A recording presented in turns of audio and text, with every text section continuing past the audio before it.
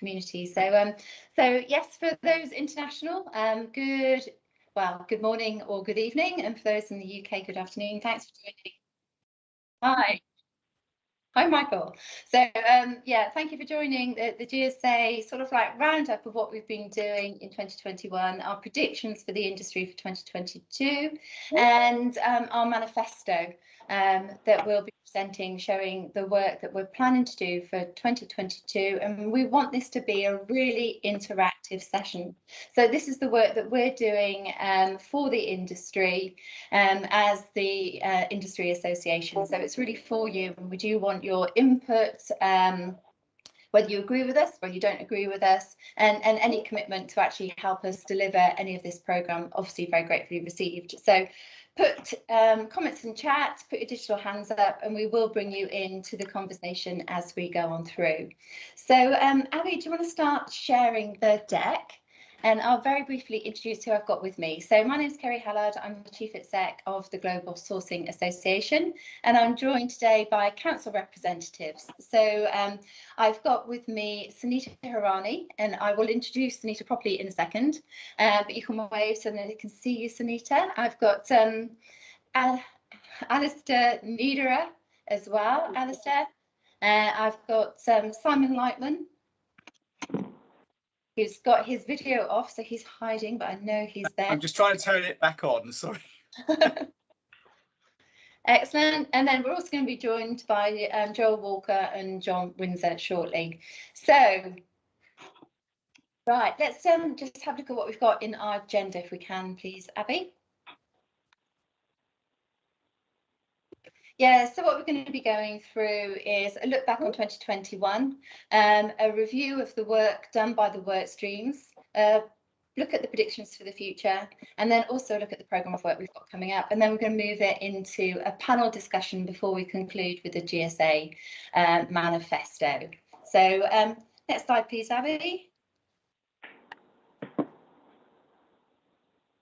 Right, so really quite excitingly, next year the GSA is going to be celebrating 35 years of being the industry association for global strategic sourcing. We were in our previous incarnation known as the National Outsourcing Association, but yes, 35 years of focused on bringing the buyers and the service providers and support community together in our broad sourcing ecosystem to promote best practice and to help organisations deliver business and technology services in the best way possible. So to best practice and with the latest thought leadership.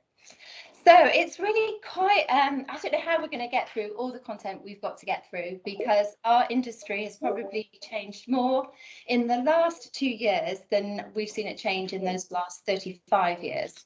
So we're on a massive trajectory of growth. It's probably the biggest economic boom we've ever seen in outsourcing. So hugely, hugely exciting. We held, taking a step back, sorry. So we intended for this to be a physical one-day long symposium, but because of COVID, we had to break it back into a virtual environment. And this is the last in the series of symposium events.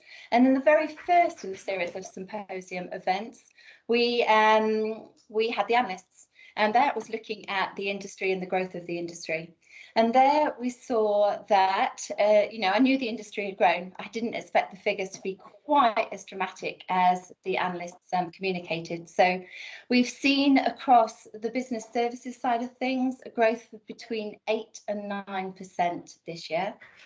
And across ITO, so across the IT outsourcing side of things, up to 20% growth this year. So absolutely phenomenal growth for the industry.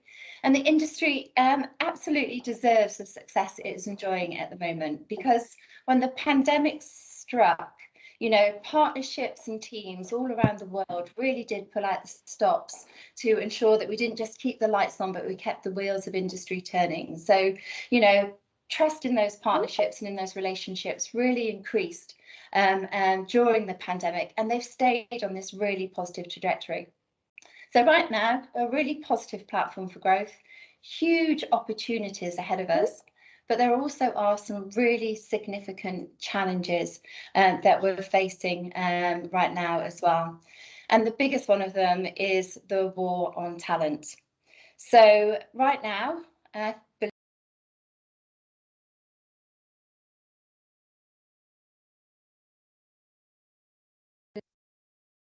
sorry, somebody muted me mid flow. That was really harsh.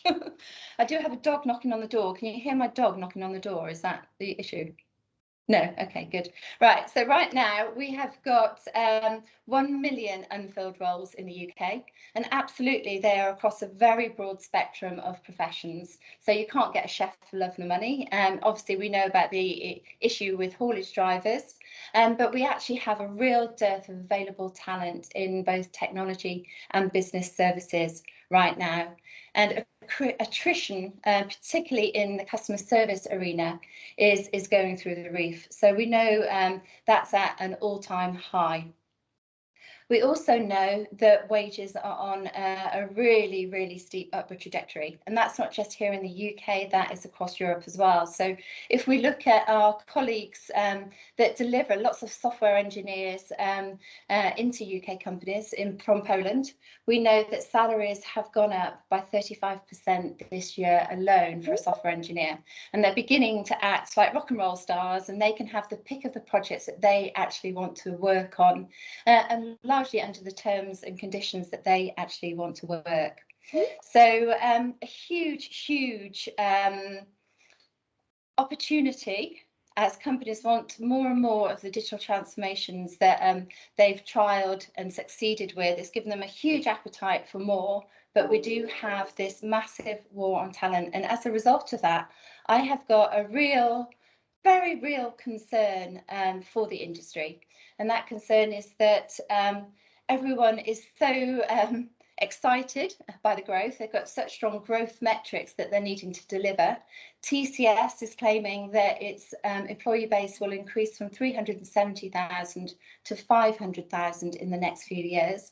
So really massive growth ambitions, but we don't have the talent to fulfill. And my concern is that we are going to be overzealous in the projects that we commission and the projects that we actually take on, and there's a concern that we could end up going back to where we were in the 90s and the noughties, and that's being an industry that overpromises and delivers, and you know, delivers over budget and over time. And that's something that we, as the strategic sourcing professionals and as the Global Sourcing Association, need to be really mindful of and work to ensure we do not let that happen. We need to do a massive programme of upskilling, talent attraction, and a whole host of other changes to ensure that we keep the positive reputation of the industry that we've got right now.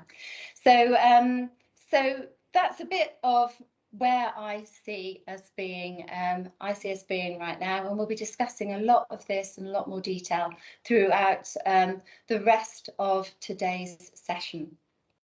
So what I'd like to do now is give you a bit of a top-level run through of what we achieved and what we did in 2021. I'm not going to go through every bullet because you can read that, and then we're going to go into a chat with our council workstream leads to go into a bit more detail. But what we did do is we made all of the GSA's thought leadership content best practice guidelines and all of our events freely available since the pandemic hit. So we put on in excess of 50 events in 2021, and within that the world's first festival of sourcing, which was a really great fun, massively challenging focus on all things topical for the industry, where we put on 30 virtual events in a 6 weeks period. We do plan to run the Festival of Sourcing next year in a live environment over a couple of days in a London vicinity. So fingers crossed we're able to do that. So we're doing lots of things as the GSA, but the GSA has been chairing the Global Technology and Business Services Council since that was founded in 2020, and we continue to work with 11 leading industry associations around the world so that we get to understand what's going on, not just in our own geography, but what's going on in the geographies around the world. And we've got partners there with us from the United States, from India, from Sri Lanka, from Egypt, from South Africa, from Latin America, and there we don't just work to understand what's going on in their geographies. We work on global subjects that we think we're better producing events on as a global team. And what we've been focused on is subjects such as, you know, really important subject of impact sourcing, how to be responsible with automation, and of course a good look at open talent, which I think we all around the world believe is going to be a game changer for technology and business services industry. We did, and Sunita's going to come on to this in a lot more detail. We were involved in founding and the launch of the Council for Supplier Diversity UK, which is something we're both incredibly passionate about and incredibly proud of. We launched the Open Talent Forum to support the work that we're doing on open talent. And we also launched our Entrepreneurs Club, which is really focused on bringing buyers, enterprise buyers and smaller service providers together and helping them better understand how they can engage to work together. So we did this as headlines, all above the existing work that we do of developing more best practice, hosting events, running our awards programs, and promoting case studies and all of those sort of things. So that's top level view on the headlines of what we did. Now I'd like to go into a little bit more detail on some of the really important work coming out of the GSA work streams. So the first one we're going to look at is the work we've been doing across our inclusion and diversity work stream. And I'm joined today by Sunita Hirani. Sunita, I'd like you to obviously introduce yourself. You're doing a much better job than I will. So. No, I'm sure you'll do a great job, Kerry, but thank you. So yes, Sunita Hirani recently joined the NHS Guy's and St Thomas NHS Foundation Trust as Head of Supplier Relationship Management. And those that know me will know that I have a real strong background in supplier relationship management, supply operation management, but I also have a very deep-rooted passion for diversity and inclusion. And my career journey in the BBC, which was not so long ago, allowed me to explore that and really put it to work. I led on some programs of diversity and inclusion across business units there to really look at how we engage not only across our workplace, but with our suppliers. So on that, I went on a journey of discovery on supplier diversity. So my background in supplier management and my deep-rooted passion for diversity and inclusion allowed me to combine those efforts and work on supplier diversity. Supplier diversity is something that people are becoming increasingly aware of, especially more recently since there's reference made to it. Those in the public sector will know about the Green Paper, and I'm sure others will too. And it's something that is, the real significant part of social value and what that means to procurement processes. So supply diversity is exactly that. It's diversifying our supply chain in order to really appreciate the ideation, the innovation, the resilience of doing business with, procuring goods and services from businesses that are owned by people with, diverse characteristics, or that are small to medium owned enterprises. So that's, that's where my passion really comes from. That's me. That's my introduction, Kerry. Okay, thank you. Right, so we set up the Council for Supplier Diversity, I think it was in the spring of this year. Yeah. I know why we needed it, but perhaps you could actually explain to everybody, why did we need to set that up? It's a really good question, right? So for me, my journey when I was looking at a program of work around supply diversity at the BBC, which actually became part of the more overarching responsible procurement strategy and initiative.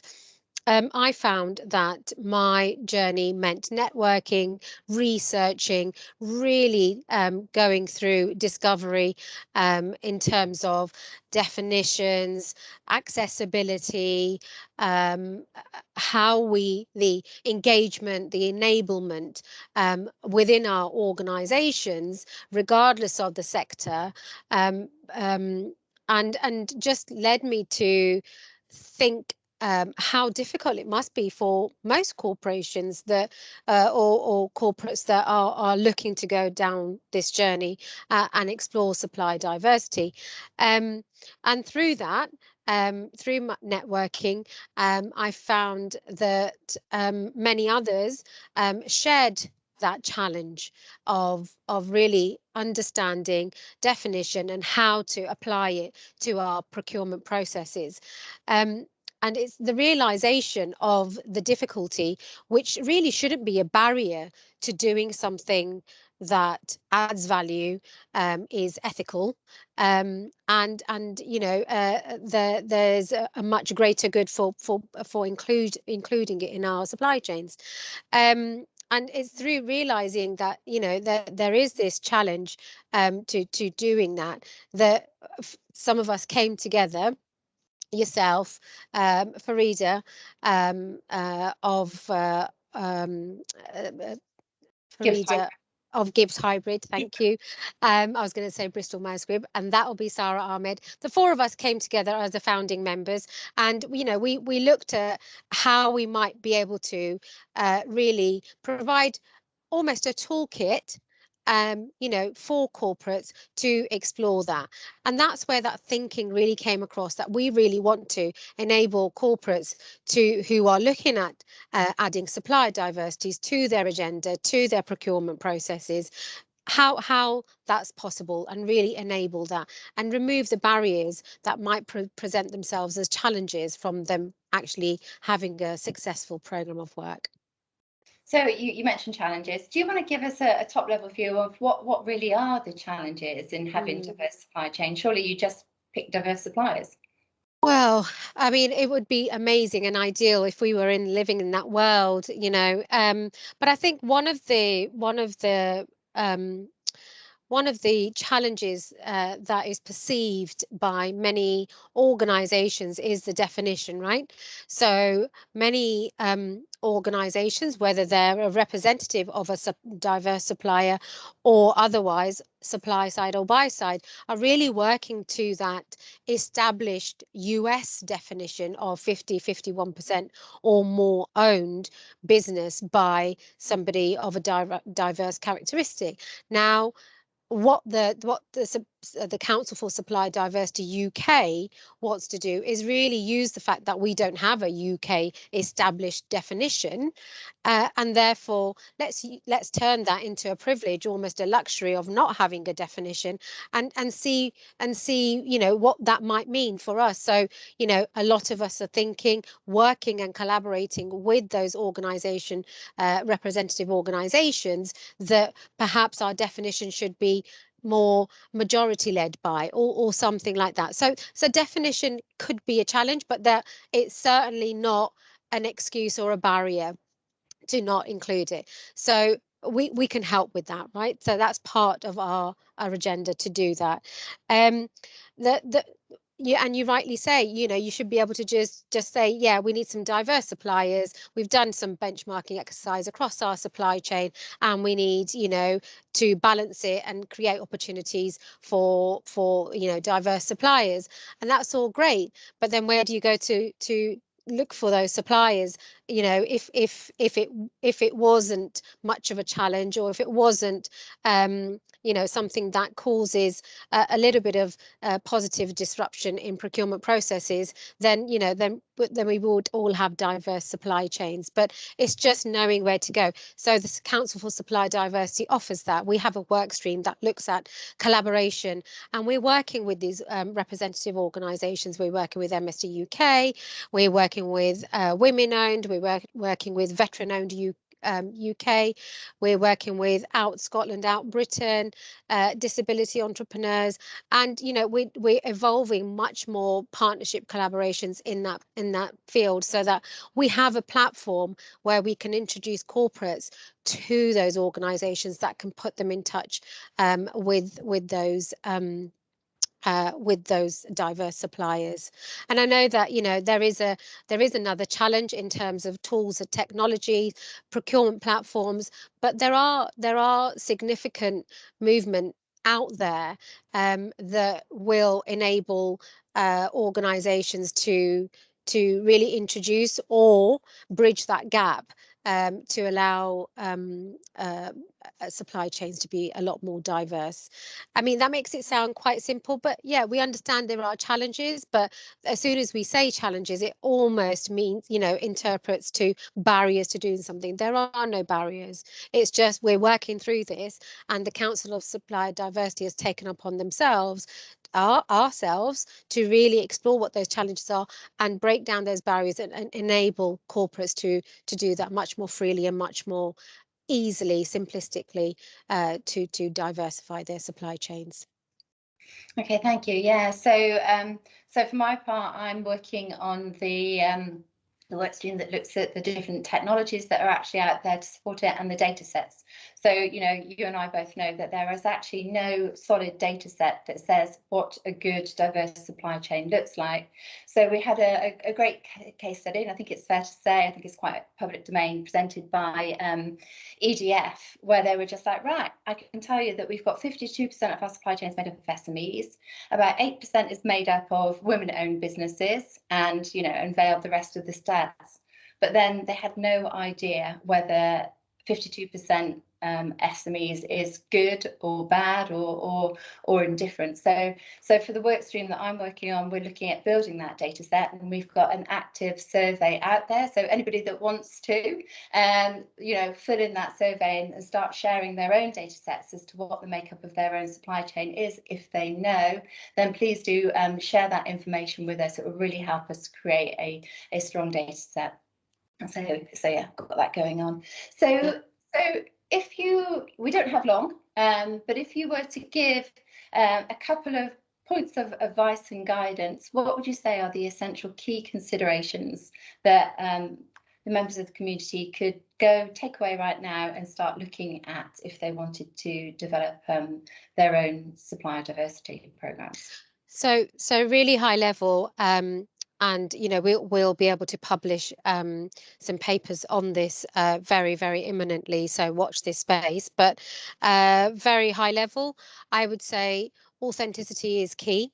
So I would advise that when designing a supplier diversity program of work, that really needs to work with a corporate an organization's own diversity and inclusion strategy. So that almost lends itself as a mandate to your supply diversity, to your responsible procurement strategy. So I would say that that's really key, that works together, because if we are trying to work with diversifying our supply chain, then we ought to come from an organization that appreciates and values, has the same values, so that we can communicate that out there to our suppliers. So that's the first thing. The second thing I would say, looking at our supply chains, it's twofold really. It's our existing supply chain, so it's really doing a benchmarking exercise on the existing supply chain, what that might look like. And that's having an open and transparent discussion with your suppliers. Sometimes that might work by starting from your segmented tier 1, tier 2, tier 3 suppliers. And then the second part to that would be to look at front end procurement processes, and really how do you look to open up your procurements to much more of a diverse supply chain. Yeah, thank you. So just because we want to enlist more support. We've got great support on board already, really great brands involved. And I think we're okay to name those, aren't we? As you said already, Bristol Myers Squibb, yourself. We've got Facebook on board. We've got IBM and Accenture from a procurement perspective. We've got the Cabinet Office involved. We've got John Lewis involved. We've got Legal and General involved. So really, really big brands that have actually got this, you know, as really key agenda items driven from a really quite a senior level as well. So we do want to entice more people to get involved, roll up their sleeves and help us make this a reality. Yeah. So to entice people, Sunita, what have we got coming up that might make people want to get more involved in the programme in 2022? I mean, it's exciting, right? So, you know, if we've all contended with and had the whole global pandemic, which is still ongoing, right? We're still trying to balance our home office work lives. We're still trying to balance this new era, you know, of life. But, you know, we've achieved as a council, going through all that on individual basis, we've achieved quite a lot momentum in the council, and we've got lots and lots of enthusiasm, passion, and we've got lots coming up for delivery. But you know, we'd love for an increased membership in terms of you really you know, coming to us with your passion, sharing your ideas, sharing innovation, sharing experiences, because there are lots of organizations out there that have rolled it out.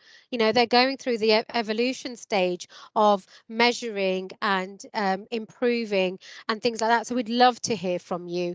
You know, we are looking at developing a definition, but we want to do that through collaboration, but also understanding what it means to industry. So we'd love to hear from people on that as well. So that's what we're going to do. We're going to explore more, we're going to document, and we're going to knowledge share of some live programs of work as they roll out. So we'll be sharing snippets of programs that organizations are rolling out around supply diversity programs and sharing their journeys on there.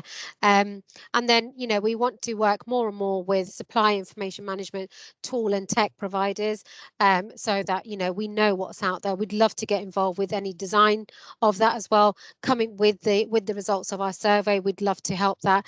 And, you know, one thing that is fundamental to all organizations that are really trying to make this work is legal guidelines. So we will be working to develop some of those as well. Thank you so much for joining us today, Sunita, and thank you for all the work you've done this year on this subject. So, you know, it's clear you're so passionate about it, and it is actually going to form a very big part of our programme in 2022 and all the work that GSA is going to be doing around the ESG agenda as well. It's a really big part of the S in ESG, I think. So thank you so much, Sunita, and you will stay on and take some questions from the panel, won't you? Sure, of course. Thank you, Kerry. Okay. Fabulous. Right, so that's some of the update from our inclusion and diversity work stream. We're now going to move on to our CX Dream Team. We've got two members of the CX Dream Team with us, Alistair and Joel. And yeah, really interested to get their perspective on the challenges we're facing in customer service delivery. It was just less than 2 weeks ago, I believe, that one of our major utility companies members came to us and said, oh my God, we're having a complete nightmare with attrition across customer service. Is everybody feeling the same, and what can we do about it? So I think the consensus was everybody was feeling the same pain. But I'll leave that to both you, Alistair, and Joel to talk through the situation we're in right now from a CX perspective and what the GSA is going to be doing about it for 2022. Fantastic. Thanks, Kerry. Thanks, Kerry. And maybe just before we start, and Alistair and I will do a couple of introductions. We were going to approach our session in three parts, really. One was to look back very quickly, and I think people are tired of COVID cliches about, you know, what's happened in the last 12 months. But I think it is important just to perhaps tease out some lessons from that. Then just a summary of where we are now, and then we'll get our crystal balls out and predict where we're going, where we think we're going next year, both as an industry, but also within the GSA. We've lost one already. We hope to retain more of you throughout this session. So maybe, Alistair, do you want to perhaps just introduce yourself, and I'll then follow, and then we'll get into the Q&A. Sure. Thanks, Joel and Kerry, and hi, everybody. For those that don't know me, I've been in the BPO business for quite a large number of years. So typically on the side of delivering service for organizations in an outsourced capacity, both back office and front office. Currently, I run the region for TTEC, a talent, technology and transformation business in the CX space.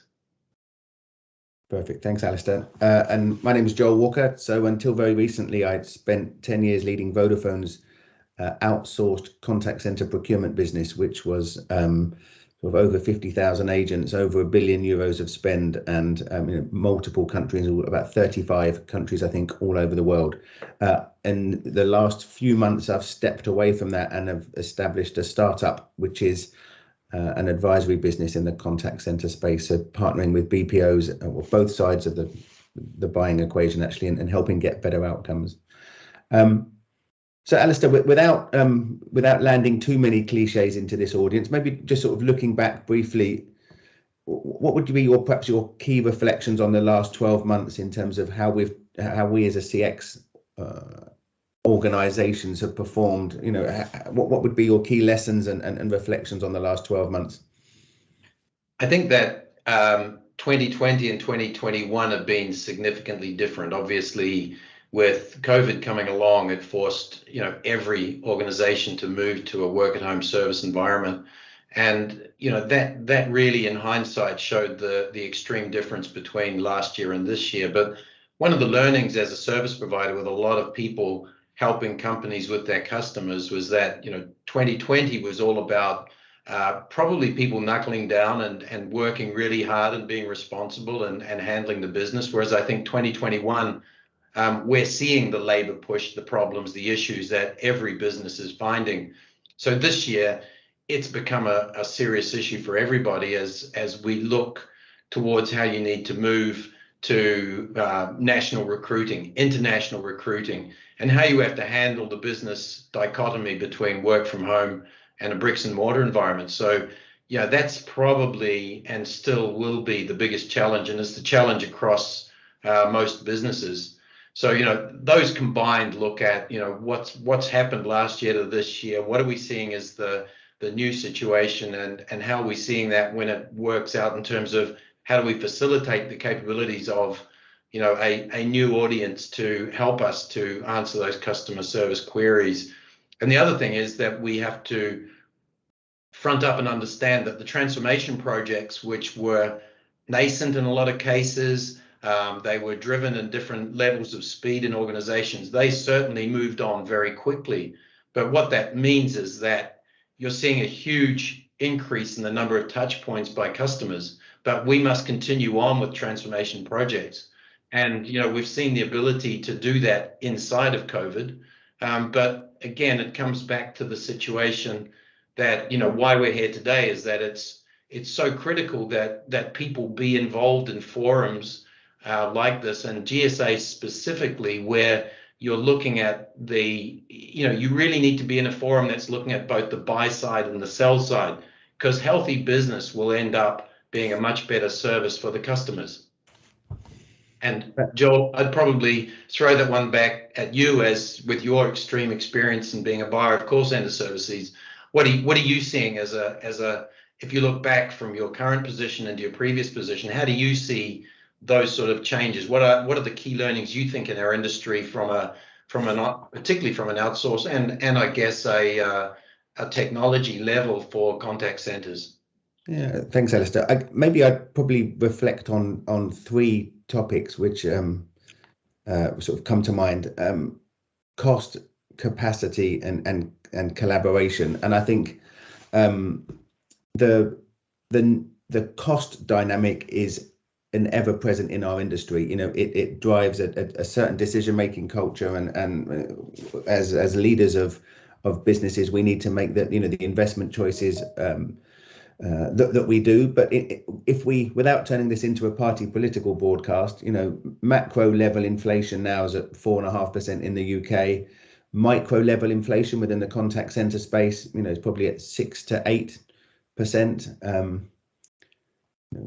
Fruit and vegetables are perhaps lying in the fields, stocks are running low given a lack of haulage drivers, which is getting a lot of press, but I don't think that's quite manifested itself yet in the news, certainly, although it is as industry practitioners. It hasn't manifested itself in the news as a crisis in the contact center industry of staffing. And I think that is going to become, that's been a developing trend over the last 12 months. And I think that's going to grow ever more over the next 12 months. And I think, 2022 is the year of the employee. And I think we're going to be making some very interesting calls as an industry around where we choose to take service from and how we choose to do that. So all of the cliches of the past around, the tech acceleration and business continuity plans tested like never before, all fine. And I think at a pragmatic level, the number one job is to answer the phone or to respond to the web chat. So we can sometimes get distracted as a community, as an industry body, as a collection of individuals around shiny new things. Our primary function of responding to the customer is going to be tested like it hasn't been tested before, given the labour shortages I see coming. So that's a pragmatic operational leadership answer. I guess the more aspirational one is, can we maintain that pace of change that the pandemic has created, both in sustaining some of the switches and maintaining the pace of change. So I think just sort of flicking that forward a little bit and perhaps what that means, I think that means, more collaboration, more, I think this isn't a time for extreme competition. This is a time for organizations, big and small, to work out how they can collaborate together. I think it's going to result in more offshoring. I think, the search for skills and talent will take us to places, some of which we're familiar with and are proven locations. South Africa, fantastic service delivery location. And I expect the business case for those sorts of decisions will be driven both by that cost paradigm I touched on, but also by the staffing and the capacity paradigm. So the need to actually find people to fill schedules in its very simplest form. So I think next year we're at a tipping point, an inflection point in our industry. So we will inevitably see more offshoring. We will inevitably see more automation, and this is just this isn't still a career of choice for a lot of people. So we need to, as a community, as an industry, work out how to retain the talent we've got and to attract more and new staffing into the industry. But I think for me, that's going to be the primary challenge of us as a community of leaders over the coming 12 months. Maybe Alistair, what your reflections for the next 12 months? How do you see it from T-Tech, a big global provider, really? But I mean, you lead that European business. What are your predictions for the coming 12 months? I think that, thanks, Joel. I think that we have two major challenges, and one is talent, we've talked upon, and the other is the effective use of technology for things like self-service and automation. And Joel touched on the need for collaboration. And I think what we're seeing in a lot of the growth in our business is with hyper-growth companies across many verticals. And those hyper-growth companies look to professionals to help them to achieve the results they want in the new world order. And that they need a lot of help and assistance in how they build the commercial relationships, how they build in outcome-based models, how they look to their view of how they need to run their customer service. So they have a much better lens on what the customer is seeing. So their voice of customer is a natural, intuitive thing. And so when we're working with the hyper-growth companies, I think it's great for us because we can flex our muscles and we can bring all of the tools and toys and experience to bear. We have global experience across multiple verticals, across all channels. We understand how it is. The real problem is more of your traditional organizations who operate with the traditional structure of procurement, and I don't think in a very collaborative sense, and it's to the detriment of their business and their customers. And I think that's mostly around understanding how you've got to build these commercial relationships in a flexible manner, because now we understand you can't predict anything.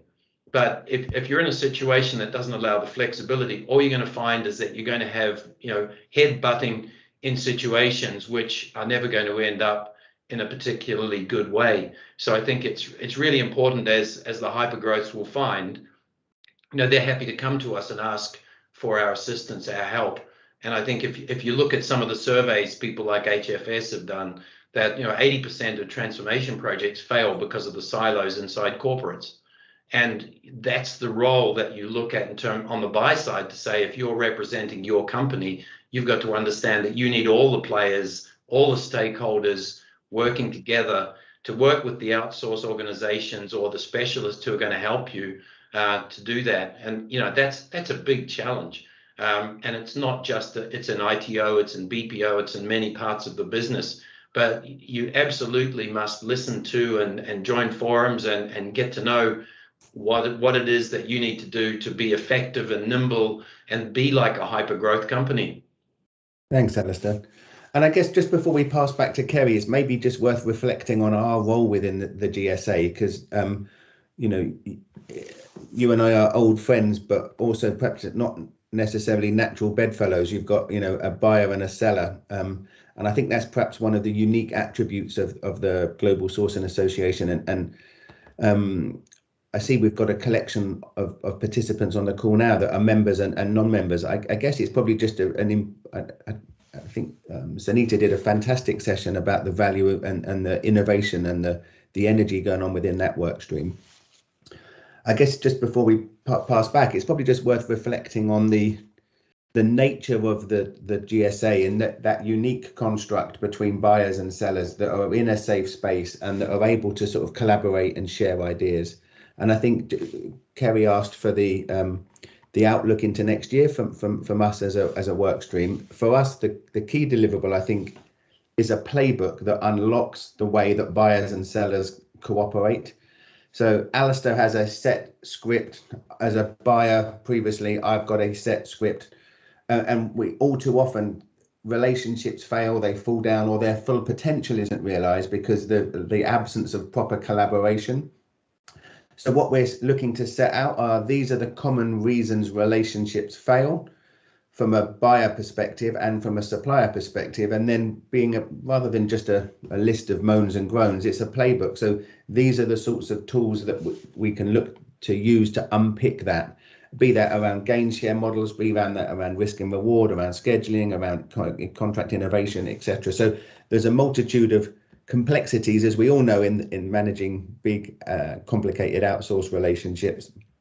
But as a work stream, our ambition is to try and set out some of the problems and some of the solutions that expert practitioners like Alistair and I have seen. So Kerry, I don't know, in terms of timing, we're about bang on the 15 minutes we were looking to hold ourselves to. We could go all afternoon, of course, but I know there's a packed agenda. Anything else you perhaps want to touch on, or? No, I think that's great. I mean, I guess what I'd like to touch on is this this whole thing of trying to get across the best practice that you're buying people. And I think that's something we've talked about before. There's been too heavy negotiation done by the buyers. It's almost become a little bit of a game without understanding that there are livelihoods down the line. And I think obviously when attrition is going through the roof and people are choosing and voting with their feet to leave the industry, I think we've got to be much more realistic about that level of negotiation. And then of course there's that whole subject of the minimum wage has been increased, inflation's going through the roof, who's to pay for that? And I think we've already seen there's been quite a lot of approaches from different service providers to their clients saying, in the system. Yeah, you've got to help me out with this. So yeah, just a couple of minutes on your views on that would be great. Of course. So I think there is that natural tension, as you'd expect. I think I'm not sure. I take such a slight issue, not just for the purposes of entertainment of the audience, but I do take some issue.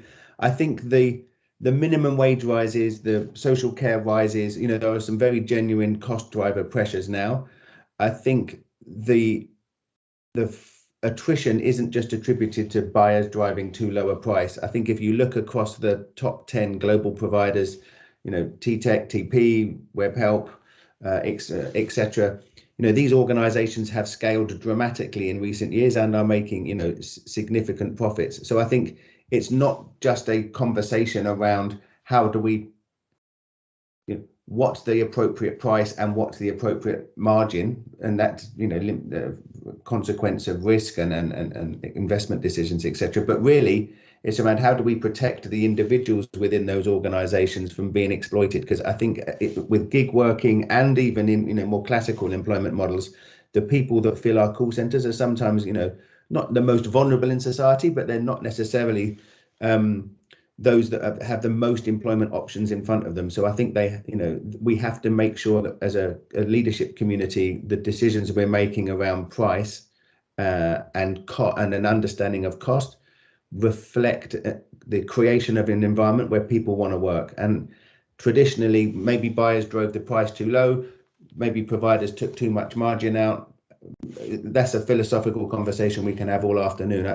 Maybe I should pass to Alistair for his views, because they may well differ to mine as a buyer and a seller. But Alistair, I'd be interested in your thoughts. Yeah, it may come as surprise or no surprise that we understand that if we can create solutions that are better for the end outcome, better for the customers of the clients we deal with, we're happier. So our contact centers are happier. If we can be involved in the decisions around how to implement automation and self-service, and how we can drive down the numbers of people who are doing the jobs which aren't enriching, and how we can give better jobs to people to do more enriching things for the customers, then we're happier. But we don't often get involved in that discussion. We'd like to be a part of defining the North Star for customer service, because we've got more experience than most in that, and get a seat at the table. And out of that should come those collaborative contracts which give the flexibility that says it's not about price, what it is about value. It's about how can I reduce the number of dull, boring jobs and keep the jobs to be smart jobs, and implement technology to make everybody happier. And that's what we have, these sorts of forums. So we all sit down and we're all working on playbooks that you can take our joint experience and you can use that to build a better world inside your own organization. Yeah, absolutely. I do think that this theme of automation is very recurrent throughout lots of the different work streams. We're going to need to turn to automation as a solution to the talent crisis, as well as obviously open talent. So thank you both very much. This is the CX Dream Team. If anybody else wants to join it and get involved in the programme, then you are most welcome. So please do get in touch. So thanks, Joel. Thanks, Alistair. And you're joining me on the panel. Yeah. Absolutely. Looking forward to it. Excellent. Right, John, we've just got one speaker before you, so welcome. Thanks for joining us from the US, and I hope it's not too early a start for you, but we'll be coming on to open talent in one moment. But first of all, we've got a quick 10 minutes, because I think he's only going to be with us until 4, from Simon, who's been leading our contracting work stream. So quickly over to you, Simon, and please do introduce yourself. Yeah, no problem. Good to see everyone. I'm Simon Lightman. I am on the council. I think I've been on the council almost coming up to a year now, with a focus on the contracting work stream. And we thought that it would be a good opportunity to give a little overview of what's happened both over the last 12 months and also what the plans are for the next 12 months. Because it's fair to say quite a bit has happened in this area, in particular over the last 3 or 4 months, where we've really gained some traction. So for those that were involved earlier on in the year, or you'll recall that we'd re-established the contracting work stream. We've given a lot of thought as a group on where the GSA can take a lead, or in terms of how we contract generally in the world of sourcing, building on the global sourcing standard, and all the great work that's been done over the past few years in terms of some of the standard documents that we already have in the armory, so to speak. So what we had a number of discussions and a number of workstream calls about 6 months or so ago now, and those have resulted in the establishment of 4 specific work streams, and those are best practice for building a contracting framework, and I'll go through each of these in a little bit more detail to explain what we mean by these. Making standard contracts smarter, handling transformation and change over the contract lifecycle, and then finally looking at whether there are any other categories of GSA standard terms that we can actually pull together for use by the industry. So I'll just give a little very high level 20,000 foot overview on the 4 streams. So the first one, best practice for building a contracting framework. So the team there have been looking at things like what the structure of a contract should actually look like to make sure that it can deal with the sorts of changes, the sorts of issues that we've been talking about within the wider GSA and some of the issues that have been talked about earlier on the call today. And they've looked at both the overall contracting principles, structure of documents, content of schedules. Is there a way that we can standardize some of these things so that you know, when we engage on what are often really complex sourcing transactions, there is a base level of familiarity even for people who don't do this as their day job with what, you know, with what they expect to see. Use of things like obligation matrices, RACEs, relationship integrations with strategic objectives. So, you know, do you have an overall objective for the contract that somehow feeds into the rest and is used to interpret in the case of dispute? So all those sorts of issues, really 20,000 foot view, if you like. The second work stream is how do we make standard contracts smarter? And the team really have focused there on assessing quick wins and stretching targets, if you like, in terms of what the contract can achieve. So one of the principal aims is to look at how we can make standard contracts easier to navigate for business users and quick to assess for legal advisors. So one of the big themes that's come out of that session, or the sessions that have been undertaken so far, is design principles such as looking at increasing the use of infographics, diagrams, process flows, flags and icons, all the sorts of things that are often used in the run-up to the contracting phase. So both, you know, all the way from the RFI, RFP process, the sales process, and making sure that we don't lose a lot of the really useful work that's undertaken through those processes, because a lot of what that's about is getting people on the same page, making sure everyone understands what's been agreed and approached. And often what we find is that once that's translated into formal contractual language, some of that ease of reference and understanding is lost, and you end up in a situation where you need to go and engage the lawyers to try and interpret what was put in words in the event there's a dispute or renegotiation years later. So that's the key focus there. And the idea really is looking at how we can engage business users on the preparation of the contract. How can we make it more interactive in terms of the initial engagement through questionnaires that maybe are interactive, that can simultaneously educate and draw out approaches to the areas of contract. So things that are often left to the lawyers to deal with, but actually making sure these documents are actually fit for purpose and usable and not put in a drawer at the end of the day. You know, what we want to avoid, I guess, as an industry is people referencing back to some of the non-contractual documents without looking at the contract, when maybe there's an aim really to merge the two so that we've got one version of the truth. Third one, handling transformation and change. Handling transformation and change during a contract life cycle. The team are in quite an advanced stage of highlighting principles and approaches that can be taken to cater for change at the outset of the contract and managing the change process itself. And then finally, Gsa Standard Terms. On the build of Gsa Standard Terms, we're exploring with some of our members whether the output could be some form of contract, standard contract, with potentially a focus on making it easier to do business with SME businesses, which has been a big theme over the past 12 months for the GSA. And also looking at building up a bit of a stronger repository of balanced contract drafting for critical areas that are really in line with sort of GSA principles. So before I finish, I think it's worth just saying a very big thank you to others on the stream who've spent a lot of time over the last few months on this. I can't name them all, but Philip Allery, David Jones, Michael Biley, Ian Puddy, Mark Critchard, Chris Bates, Poonam Tiwari, amongst many others who've put lots of hours in so far. And anyone else who is interested in getting involved, please do email. That there's 4 work streams, so there's lots of work to be done, and anybody's welcome to join. So really the plan is over the next 12 months is to build on and build out those 4 areas. And as I say, yeah, drop me or Abilan a message if you are interested in joining. Thanks That's it for from that. me. Yeah, thanks for that really rapid run through, Simon. Obviously, absolutely loads going on. And I think we are actually at a pivotal time here.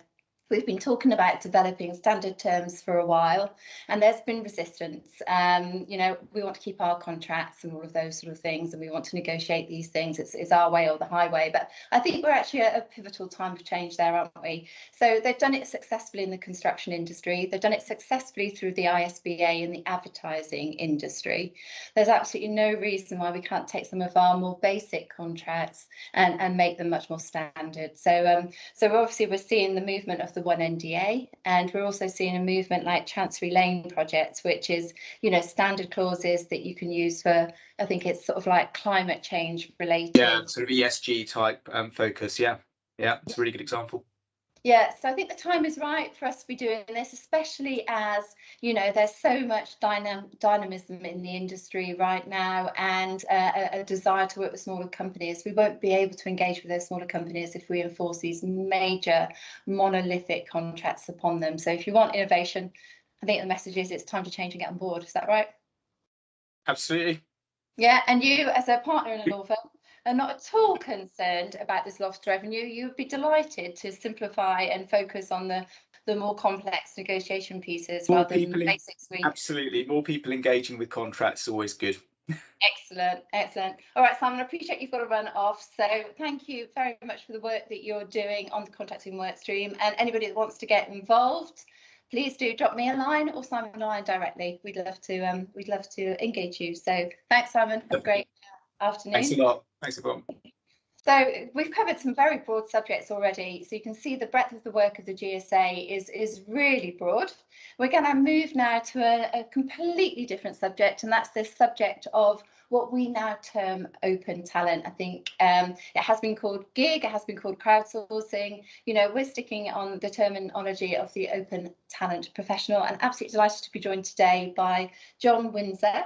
John, unfortunately, isn't on our council, but I'm sure he wants to be, and one day will be. Yes, but John is the chairman of the Open Assembly, and Barry Matthews is the chief exec of the Open Assembly, and he is on our council, and he has been working with us over the last year on our Open Talent Forum.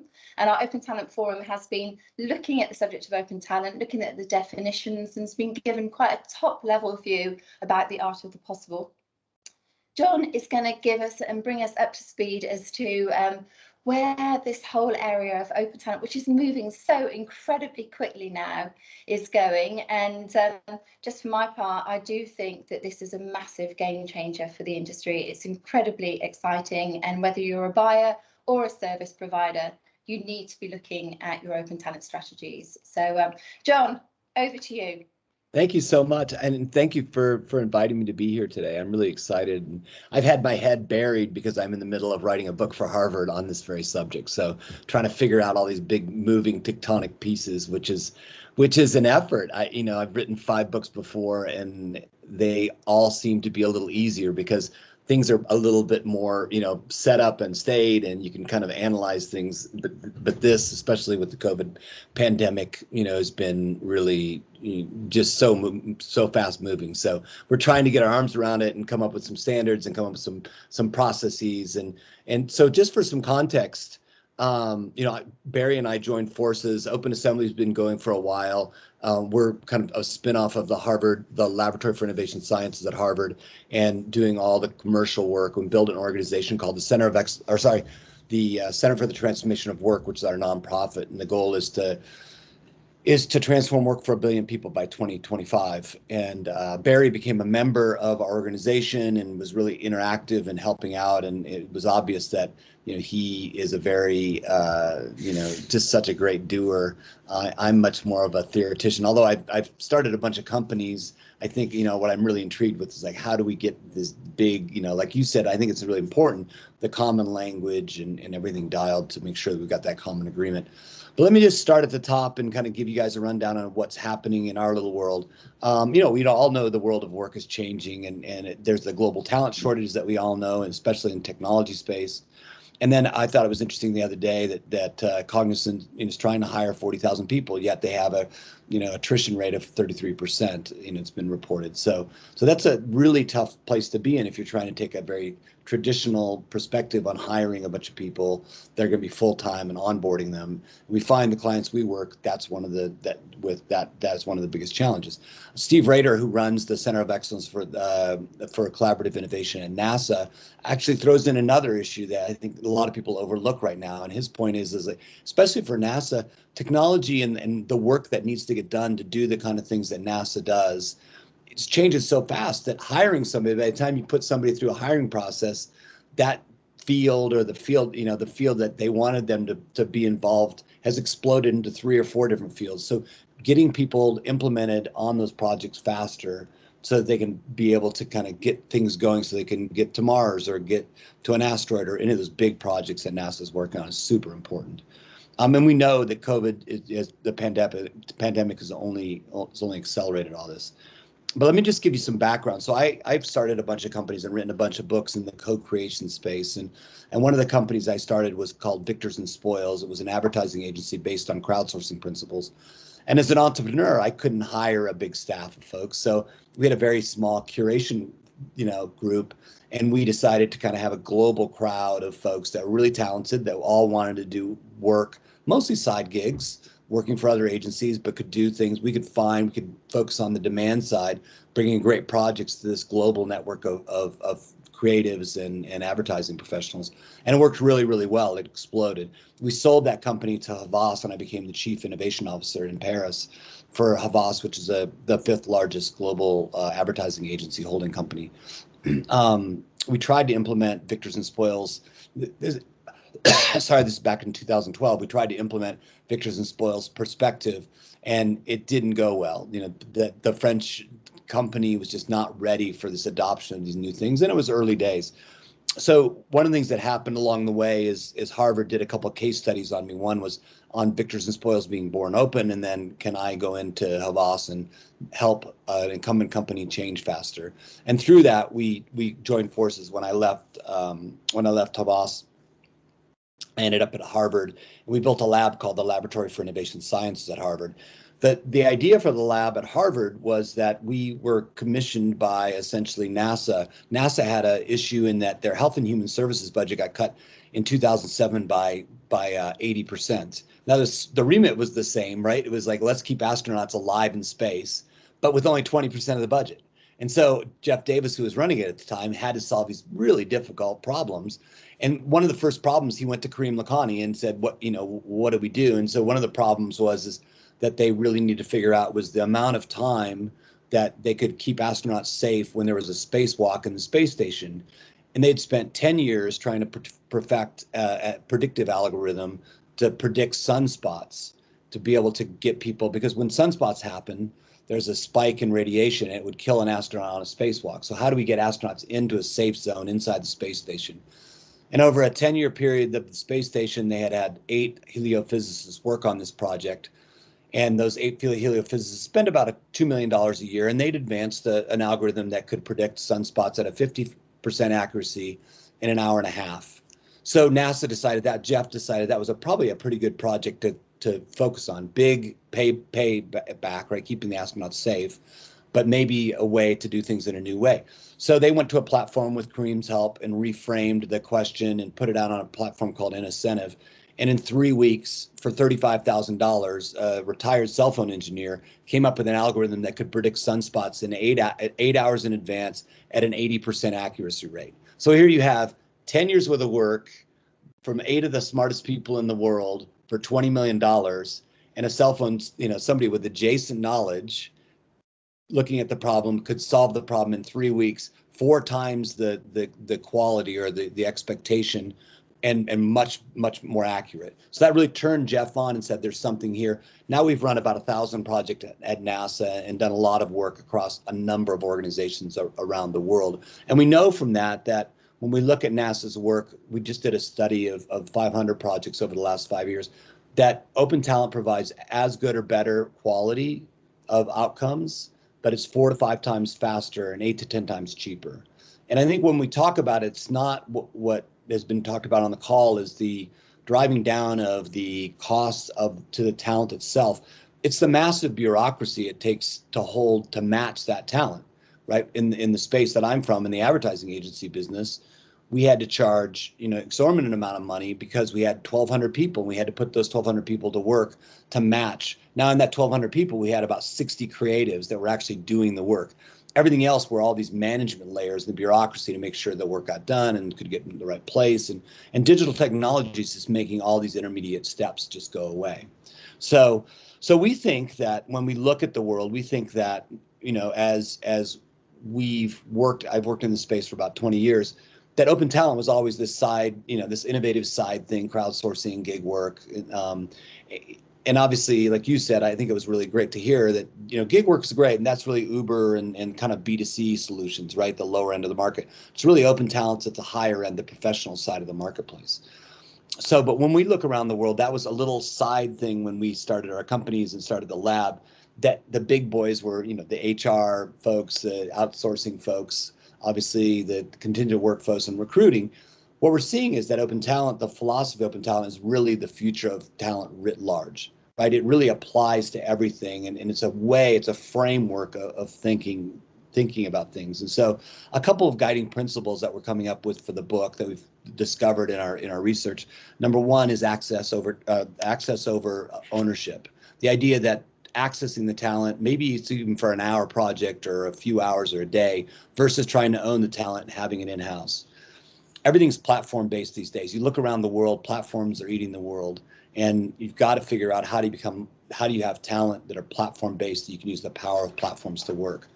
This applies both, as principle 3, this applies both internally and externally. And we think it's important to rethink talent instead of going through the process of saying, I have a problem, I need to hire somebody, I need to, go through a process of recruiting that person, go through the process of recruiting a team, and then I can solve the problem. We think it needs to be reversed. We say, this is the problem. What are the tasks that need to be done to accomplish solving that problem? How do we get the best talent to be applied to each of these tasks? And then how do we iterate on that over time? Much, much faster way to do things. What we noticed is that the most successful companies, whether it's Deloitte Pixel or NASA's COSI or even Victors and Spoils, we all are a center of excellence, an open talent center of excellence. And we really recommend that for companies to start with an open talent center of excellence that really thinks about things in 4 different areas. How do I create a talent marketplace internally? A great example of that is Gloat. Gloat is a platform that you guys might be familiar with. It's out of Israel. It really focuses on how do I create an internal platform and marketplace for my talent so that I can really satisfy the talent's needs. If somebody wants to shift jobs, if somebody's interested in upskilling, if they want to take some of their cognitive surplus and say, wow, I would like to move my career in this direction, can do small projects, can learn more things, can volunteer across a wide swath of things to really capture that cognitive surplus and really allow an organization to not say, I have to go hire a bunch of people. There's a lot of interesting people that would love to kind of pitch in and do things. I think that's probably one of the first places that a lot of organizations are going to start. How do I take advantage of this cognitive surplus inside my organization? The second is to really think about how do I look at my contingent workforce and really digitally transform that through freelancing? And we see that in companies like TopTal and Freelancer and Turing and folks like that are applying kind of the top 3%, giving people tests, especially in the technology area, to identify small crowds of the very top people.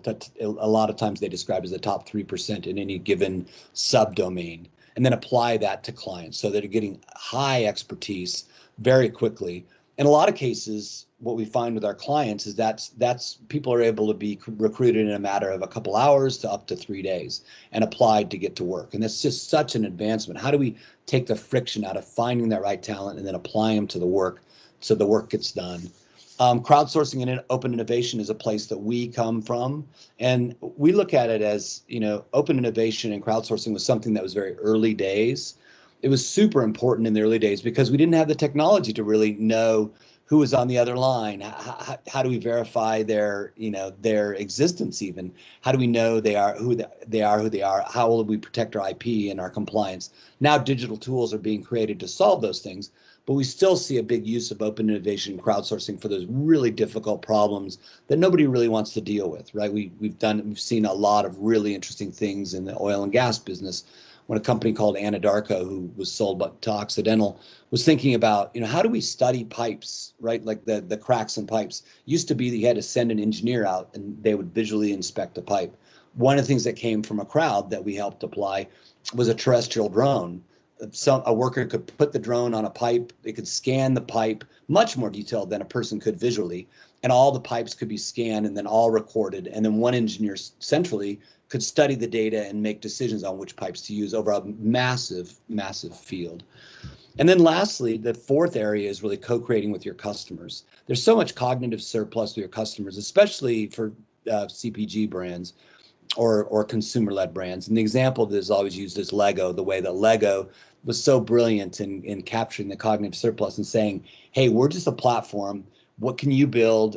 We'll have contests for our customers to design things, and then these gatherings to really accelerate that and then share the revenue. So those are kind of the four areas that we suggest open talent centers of excellence apply their energy.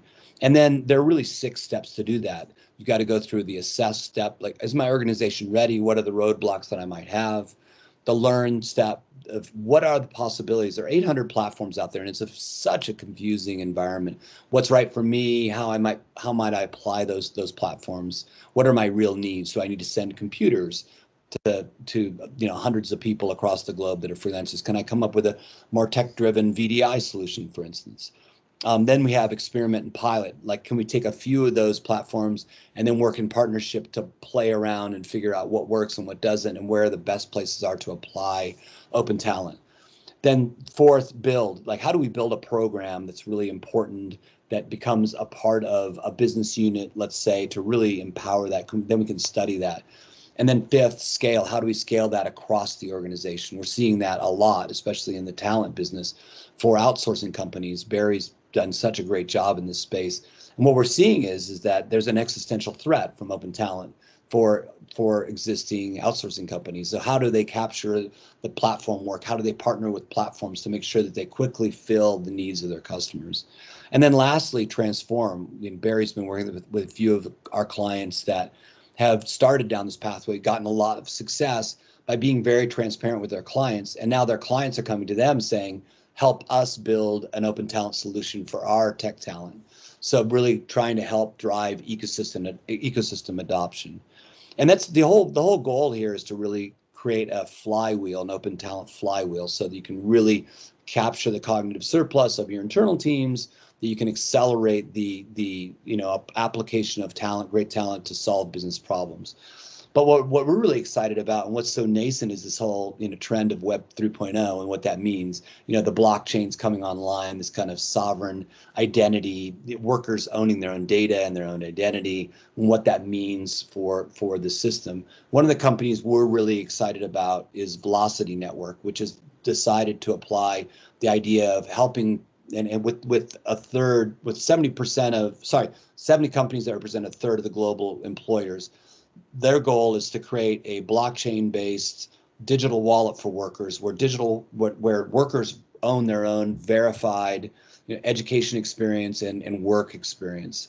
And the system would be that you as a person on the blockchain own your data, and when you go to apply for a job, there's a simple 2-second verification that the organization or the school that you were educated with can verify with a crypto key that you really went to school there, you really had that job, that it's verified.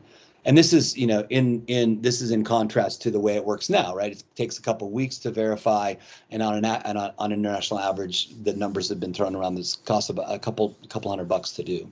So those are the kind of advances that we're really excited about in Web 3.0, and we think that, you know, there's certainly lots and lots of issues that the open talent world has to solve. There's lots of, especially here in the U.S., lots of insurance issues, lots of retirement issues, benefits, you know, access to loans, all those things that you get when you have a full-time employment relationship. So those things need to be solved, and we feel like Web 3.0 offers some really interesting solutions. So I hope that is some information, some stuff that we're kind of thinking about for the book, the upcoming book, and some of the things we're you know, practical steps that we feel like people can take. Wow, it's fascinating. I could talk about this all day, and unfortunately we can't talk about this all day, but you will stay with us for the panel in a moment, will you? For sure. Yeah. Excellent. So just to bring this into perspective, John, I think you know the figures better than I do, but aren't we saying that more than half of all employable people are going to be freelance workers by 2027? I don't know, something like that. The World Economic Forum predicts that's going to be the case, and I think we see it all the time, right? Especially as remote work happens, and people start traveling to places that they can take economic advantage of remote working from a place that is a cheaper cost of living than the place they were. But also, what we've noticed anecdotally is that those people decide that, wow, I have more time and I can do this. There's a whole trend that I don't know if you're aware of called overemployment, where people are working 2 to 3 full-time jobs because they can do that, you know, digitally, right? They can kind of be, especially in the technology space. And one of the reasons that that's so prominent is, you know, NASA did a study, and it said that, you know, the average employee in the US, the average employee only spends 35% of their time doing the work they were hired to do. 65% is taken up in all the bureaucratic things that happen in a company and the social things. So, you know, people that are really smart and really focused on the work, they can work 3 jobs in the same amount of time and not do the bureaucratic stuff that they've had to do in the past. And I think that's going to be an emerging trend. And if companies want to take advantage of that, they need to take, you know, kind of reduce the amount of bureaucratic, you know, number of meetings, all those kinds of things, and increase the amount of time that people have to do their jobs. So yeah, it sounds like a complete no-brainer. So basically the message is, if you're not already looking at open talent, you need to be on it, because you're going to lose the opportunity of more than 50% of the access to talented workers out there. So right, so we're now going to come on to the GSA predictions. John, thank you so much. Don't disappear, because we've got 5 minutes to run through our predictions, and then we're going to be discussing them. So Abby, if you're okay to just share our prediction slide, I will just whistle stop everybody through what we foresee.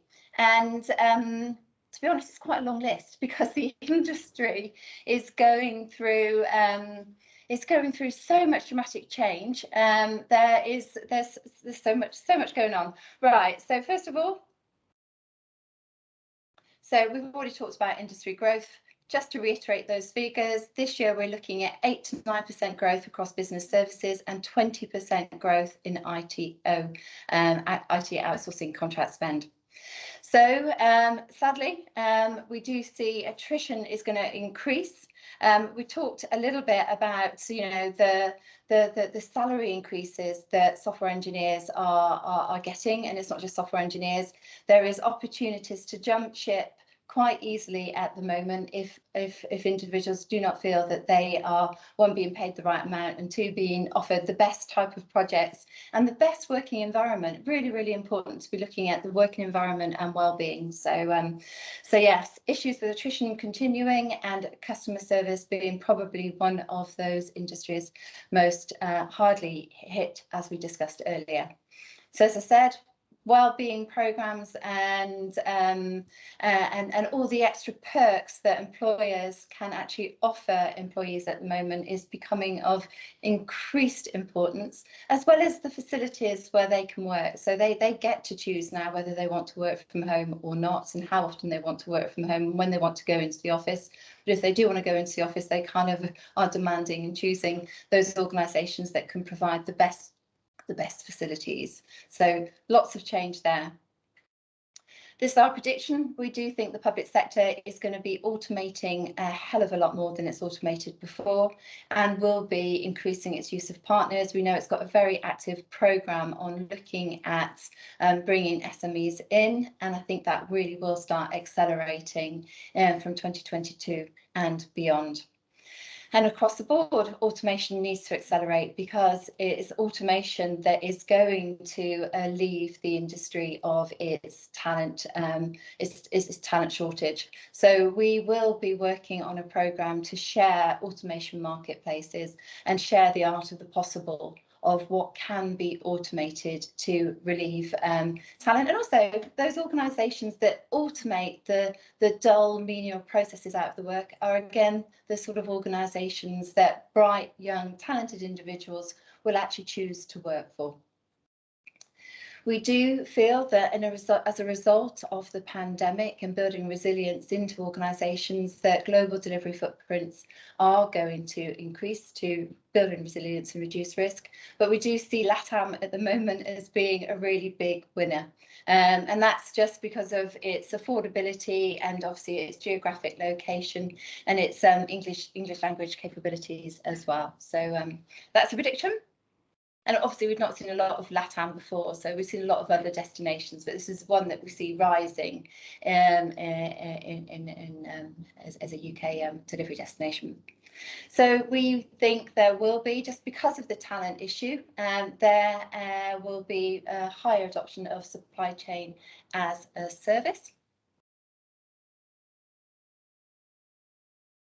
And sadly, it is predicted that we are going to see a little bit more. So we have been in this halcyonic phase ever since the pandemic, that trust has actually increased. So speaking to some of the industry advisories, I'm advised that we are seeing a little bit more fallout of not delivering to the level of transformation required, but also a bit of fallout on, the whole cost issue. As costs increase, as we discussed earlier, and attrition increases, they're coming to the table and trying to share the liabilities there. Yeah, as a result of the pandemic, there has been a change in the way organisations focus on their risk planning, risk management and business continuity planning. So we've seen a change there, and we think that will continue to change, and we'll provide some guidance on that through 2022 and beyond. The public procurement green paper, the GSA did actually consult on that and put forward some recommendations. The paper was published on the 6th of December, so please do go and have a look at that. We will be putting out our response to the changes and highlighting a summarised version of what we think you need to be looking out for. But I think as a result of that paper coming on out, there will be more influence, not just in the public sector, but their requirements being pushed across the private sector as well. We've talked about open talent, and we will continue talking about it, but we do see that as being a key solution. Wow, I can't believe it's taken us this long to talk about ESG. Obviously, the focus on sustainability is critical right now, and it's just going to keep going up board agendas. I think we're doing pretty well on the environmental piece. We've always done pretty well on the governance piece.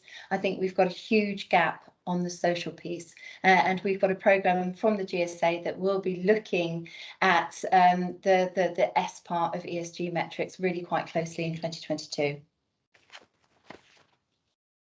We talked about standard use contracts. They are coming, and we do think that there will be more adoption in 2022. Getting value from suppliers is critical right now. So increased focus on supplier relationship management is happening from enterprise buyers, and the social values from those relationships is becoming ever more critical, which then feeds back into the ESG piece.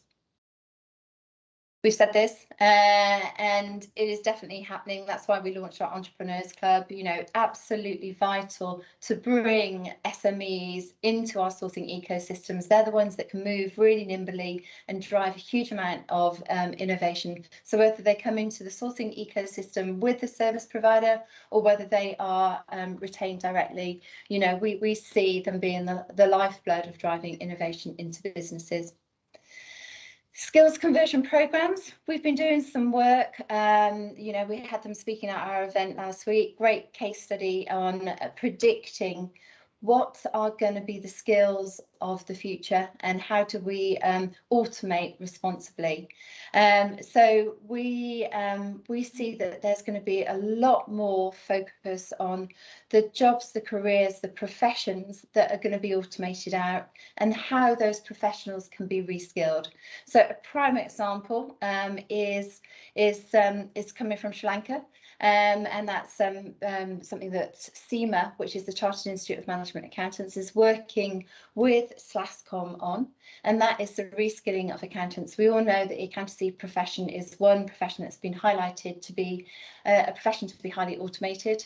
The skill set and the mindset of an accountancy professional is very similar to a data scientist or very similar to a statistician. So there are programs in place that look on reskilling finance and accounts professionals to be ready as data scientists and statisticians at the time when organisations need them. So that the focus on skills conversion is going to be really, really topical. And we also talked inclusion and diversity and supplier diversity, really, really important. And one thing here to be mindful of is the impact that automation is having on companies' inclusion and diversity metrics. So we did an event on this again within the symposium last week that was fascinating and really kind of thought-provoking, that if we look at what's going to be automated, if you say that there are 7 ranks of profession, the bottom 3 ranks of profession are the ones that are going to be automated, and it is those ranks that are largely roles held by both women and ethnic minorities. So we're going to see inclusion and diversity metrics massively impacted there. So those are our predictions of what we're going to see in 2022 and beyond. And yeah, we'd really appreciate you to share some questions for the panel, share your thoughts, say which ones you agree with, say which ones you don't agree with. And then if I could invite Sunita, Alistair, John and Joel back into panel for a conversation about those predictions. Right, I'm going to be really mean and go to John first, because Joel, Sunita and Alistair have obviously seen those predictions before. So, so John, from your perspective and slightly from an outsider's perspective, you know, did those predictions sort of like chime with you, or any of them sort of feel unlikely? No, I think that they're all good predictions. I think that there's so much going on right now, right? That as the bulk of all these predictions, it's just so hard to stay focused on the few things to make a real impact. And I would encourage everybody to, you know, find a few of those to really lean into and say, okay, these I'm going to try to prioritize these and attack these in a specific, you know, organized way. Thank you. So Joel, your views. So in priority order, what would you say are those ones that organisations should lean into with immediate effect? Oh, where to start? I think each of us on this call, and you know, we represent various organisations of varying sizes, and each of us have got different start points. So I think it's probably difficult for me to make a recommendation for everyone. I think the personal prioritization I'd make is around the security of supply, and that touches on both the capacity challenges I touched on, the more innovative ways of doing that, either through offshoring South Africa we touched on, but also the more innovative ways perhaps of unlocking different labour pools that John suggested. So I think priority number one for me next year, out of what I think is a solid, very solid list, is around the security of supply, and that's with my old operations director's hat on. I think if I was a little bit more optimistic about the future, I would hope that the automation that you alluded to within the slides there, within the recommendation there, I don't think we've quite yet unpicked intelligent automation, ethically appropriate automation. I think it's a contentious topic, as you said. It can displace some of the more vulnerable parts of our society, and I think as we go through that automation journey, my commitment, both in this form but more widely outside, is to make sure that that's been done in a way that treats and respects people properly, so that we're doing that. And I think the work of the GSA and the ethical sourcing work and the roadshows that we've done, I think, have talked about practices, and I'm absolutely committed to that, because I think this isn't just automation for automation's sake. So I think that would be number two. The last one is sort of echoing the amazing words of Sunita, who I'm in awe of the work that she does with the sort of Council for Supplier Diversity. Both we sort of shouted about some pretty bold ambitions that we set out to do, and we're delivering on those commitments. And I'm sort of very proud of that. And I think there are so many benefits of doing that. But regardless of the benefits, it's just the right thing to do. So it shouldn't need a business case. It shouldn't need, position papers, recommendation papers, slideware. It just, I'm disappointed it takes as much effort as it does from Sunita and the team to sort of champion that cause, because for me that should come through a lot more naturally to people. But I think, a diversification of the supply base through more interesting suppliers, through a diverse opening up different different talent pools, both of suppliers and individuals, I think for me will be a priority over the coming 12 months. And when we meet again in 12 months, with a gin and tonic in hand and an annual symposium, hopefully face to face at somewhere hotel in London, and we get to meet and greet, we'll look back across those. And as I think it's fairly safe to say that some of them will land and will progress faster on some than others, but I hope to see progress across all of them. But for me, it's around security of supply, diversity, and sort of appropriate automation. Okay, thank you, Joel. I'm not going to ask all of you the same question, but I am going to ask Alistair for your perspective as leading on a service provider. Yeah, I think, there are so many trends there, and I think they're all, right on the money. I think they're all valid. I think, speaking from the universe in which I inhabit, I think that, we've been through talking about the labour challenges, and that's obviously important, and open talent and borderless service, and understanding that we've got to build different sorts of employee relationships in different contractual forms, and we've got to be open to how that looks. So we've got to be unencumbered by the past and look at new ways of doing things, and we need to collaborate with those that have gone down that path and are very good at it. So I think flexibility in workforce is important. I think that as a large supplier of people, I think equality, diversity, and inclusion is absolutely probably top of the list in terms of what we all need to not only talk about, but we need to walk the talk. And I think that's incumbent on all of us to actually do tangible things to respect those initiatives, as we do with ESG. I think that's also one of those things that is in us. It's in all of our gifts to be involved in that. So, those two things are really the key initiatives.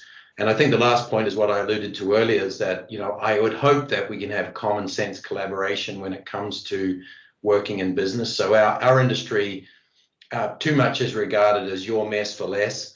And that puts a lot of strain on all businesses. And so I guess that's more of a wish, and hopefully it can become a trend where we're being driven by those that are succeeding in the marketplace, because they are those people who've adapted rapidly, that we've got to look at those older fashioned style businesses who are going to say, you know what, let's look for the external expertise. Let's focus on an outside in approach to what we're trying to achieve. Yeah, you've made that point before, and you know, obviously having run the industry association for a long time, I have found it to be more competitive than collaborative.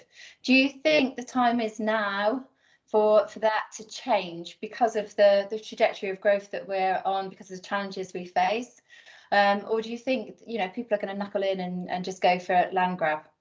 It comes back to one thing, the old saying that says a fish rots from the head.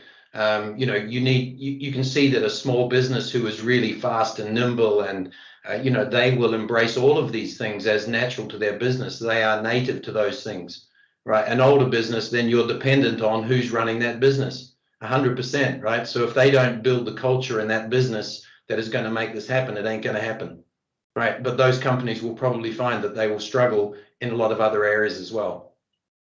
Yeah, absolutely. Right, John, we posted a poll. We posted a poll last week on open talent, and it was, who's going to win the war on open talent? Is it going to be the enterprise buyer, or is it going to be the service provider? Because I think the service provider to date has been a bit of a laggard in embracing open talent. Really like your perspective on that. What were the survey results? Abby, you'll have to tell me, what were the survey results? Is Abby on mute? Yes, I don't have them to hand, but I can get them. Okay, sorry, put you on the spot, but yeah.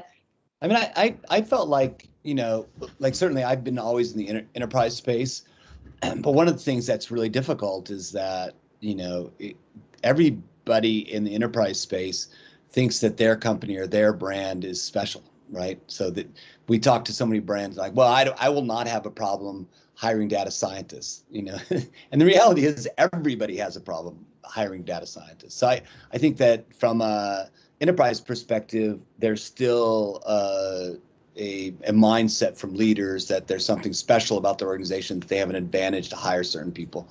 I think from a service provider, you know, there's just such a massive need, such a massive growth, as the numbers from Cognizant show, to put talent to work, and there's just no way to fulfill that. And so it's more, to me, I know open talent is much more of an existential crisis or a digital disruption for the service providers than for enterprises. So my sense is, and obviously this is just a lot of learning from what, you know, since Barry and I've joined forces, I've just been really impressed. I also think service providers have a unique perspective of figuring out some of the compliance and IP issues inside large organizations that, you know, those of us that come from the innovation side of things really don't have a lot of experience with. Our enterprise buyers have always been, you know, skunkworks and highly innovative organizations, organizations that don't have a lot of bureaucracy and they're focused on really pushing the envelope in industries. So I think for the mass adoption, that service providers is a really important part of this puzzle, and something's got to be figured out. Yeah, so I'm going to stay with you, John, and then I come into you, Sunita. So how do you think this is actually going to play out in terms of global talent? So one of the things I know, and we were going to come on to, but I'll bring it up now, is although we've got a complete deficit of available talent here in the UK, in the US, and across most of Europe, there are pockets around the world that has got lots of available talent. So let's take our friends in South Africa. The guys at Gsa have advised that they've got the highest adult unemployment in South Africa that they've had for a really, really, really long time, if not ever, at 35%. So, you know, we need as an industry to do a better job of balancing global supply and demand. But if we look at this open talent agenda, are we going to get to a point that, you know, organizations are going to access talent in South Africa, talent in India, talent in Egypt, and talent in the UK and the US, and employ a team of software engineers from all of those destinations, and therefore be paying exactly the same amount to those people, regardless of where they actually reside? Is that going to happen? I think it will, for sure. I think it's already happening. If you look at places like Upwork Enterprise, that's the basis of the, you know, of their offering, is that they're giving you the ability to kind of make sure that they're verifying and keeping in compliance, but also offering the talent at the right price at the right time and very quickly, and actually offering that kind of service to help you do that in a much more handheld way. TopTal is another example of very much finding that talent, the top 3% that they've identified, and being able to do that cross-border. I think that's an important thing. I think one of the things that's super interesting. So we just got off a meeting. Barry and I were on a meeting with a service provider that's based in South Africa, but also is a global company and has an office in New York. And they were talking about like needing specific skills that they can't find in their organization, and they've lost a couple of big contracts because of that. So looking at open talent as a way to fill that more quickly. But also there's an issue in South Africa of having a bunch of employees that have all this surplus time that their projects aren't steady, and so they go up and down.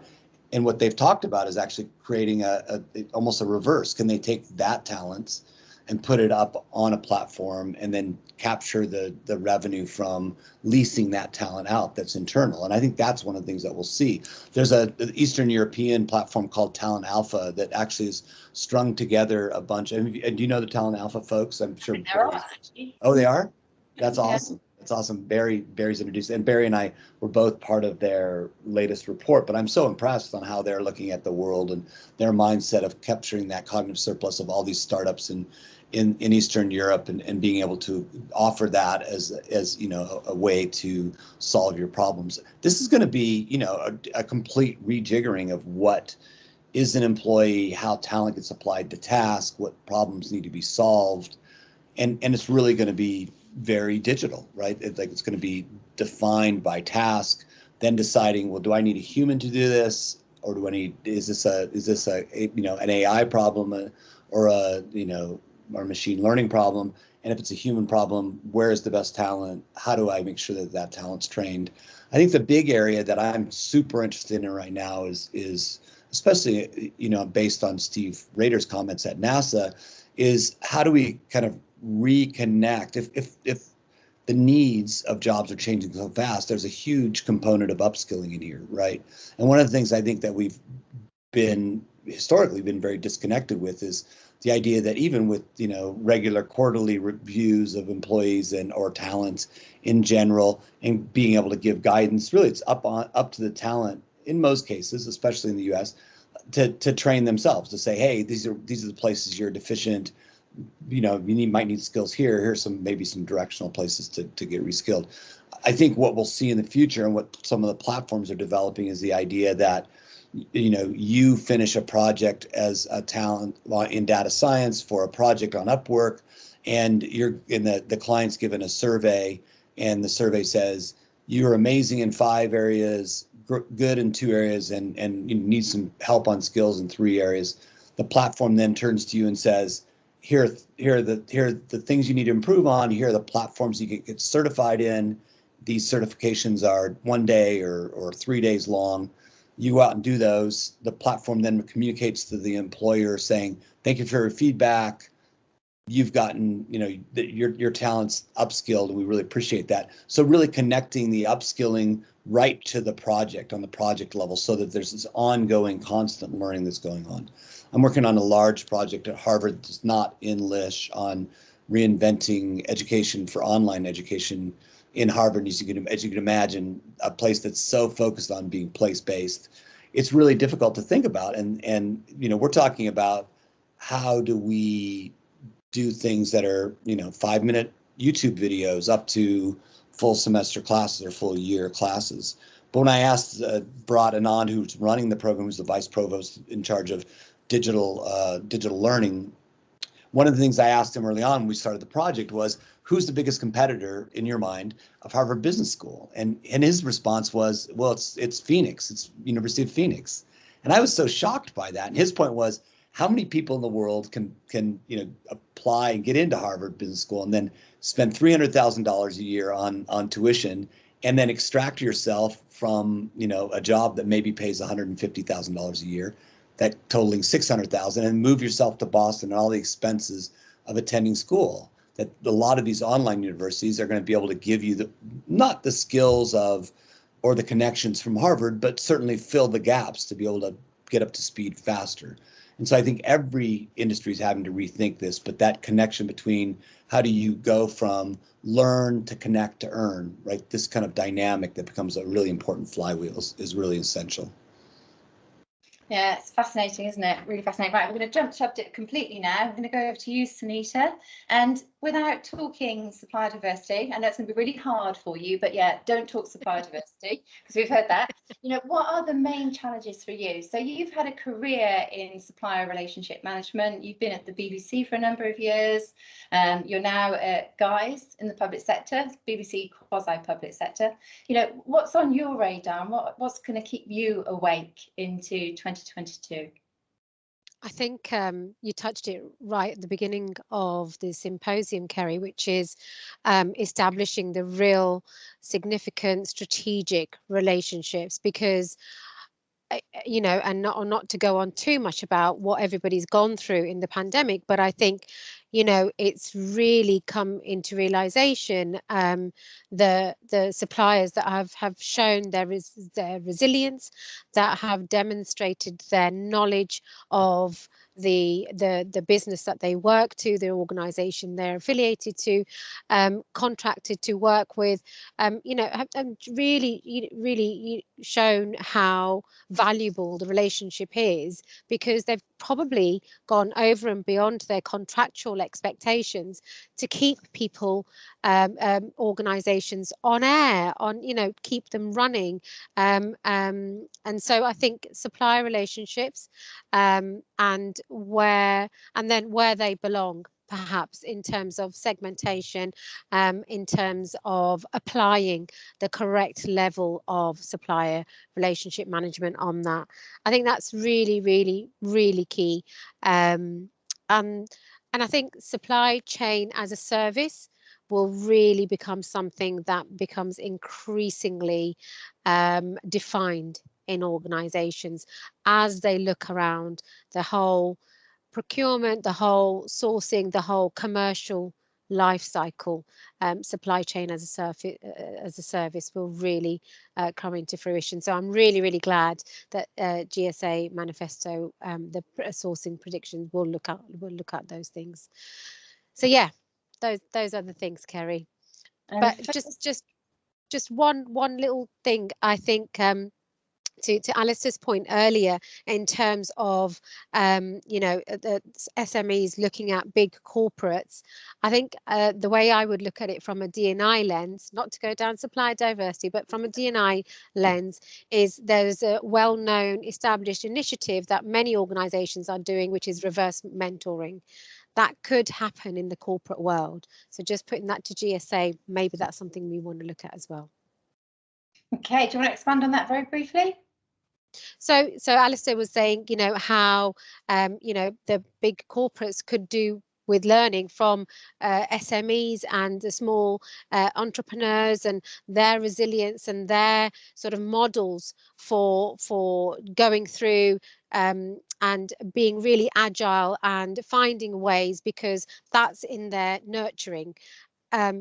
Reverse mentoring in the D&I world is a very similar thing. So it's looking at how things are being done differently through, you know, people that are perhaps in less senior roles, perhaps come from a less privileged background, perhaps come from, you know, a different set of, a different platform altogether. But there's a lot of learning that can evolve at a senior level. That's the D&I initiative, and that could be very relevant to what Alistair was talking about earlier. Excellent. Right. Thank you all very much. Has anybody got any burning last comments they want to impart? Because we've got 9 minutes of this session left. No? Excellent. Well, thank you all very much. Been fascinating conversations. Really appreciate you joining us so early in the morning, John. Thank you for sharing. One quick question from you, from the lady from Talent Alpha, and that is, what was the name of the platform you mentioned? I think it was Velocity Networks. Yeah, Velocity.network, that's out of Israel. It's not a platform. It's more of a technology play to create digital wallets for workers. Okay, great. All right, so thank you all very much. Really appreciate your time. We're going to spend 5 minutes, well, just over 5 minutes, giving you a run through of what you can expect from the GSA in 2022. So this is our promise to the industry. Let me very quickly share my screen. This is where I usually fail badly. Terrible at doing this. If not, I'll have to ask Abby to do it. So.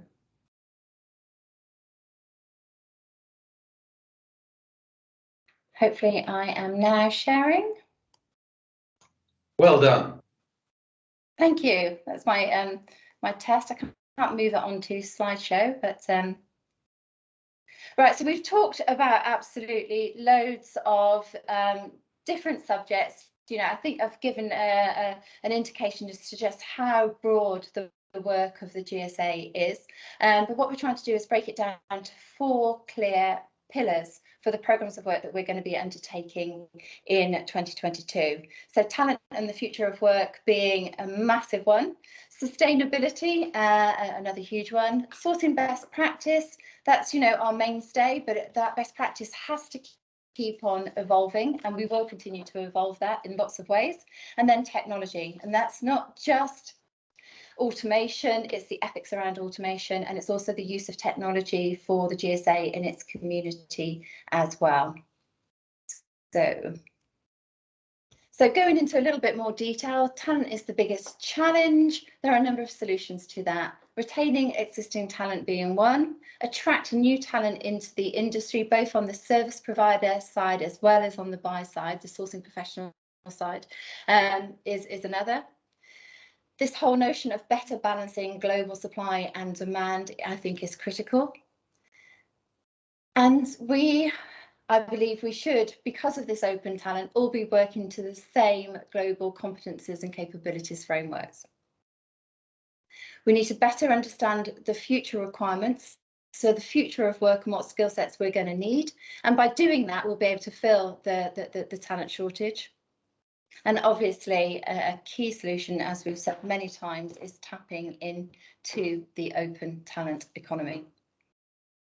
So looking what the GSA is going to be doing and what we see being our role in helping with these solutions to address the talent crisis, is we are calling for ambassadors to help us go into universities and schools and promote just how brilliant the breadth of the profession actually is. So, you know, it still is very much the case that, you know, if we look at the sourcing professional, you know, the industry is made up of, you know, it's accidental professionals. You know, it's still the accidental profession, and we do really need to change that. So we're calling upon anybody that is willing to be an ambassador for the industry and talk about what it's like to work in this industry, so we can get people coming in at a grassroots level. So we're just saying, if we could get one person being willing to do one university discussion, well, if we could get you willing to do one university discussion but had 30 people, we'd be making a really big impact across universities and schools.